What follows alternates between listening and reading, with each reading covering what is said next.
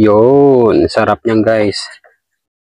Ito yung gusto ko sa lahat yung medyo crunchy pa siya, naluto.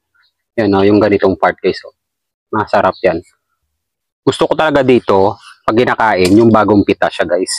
Masarap talaga siya. Yan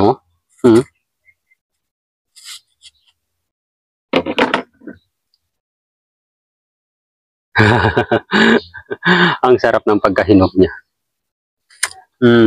Medyo malutong. May kunting asim. Mas lamang yung tamis. Tsaka juicy siya. Sarap niya.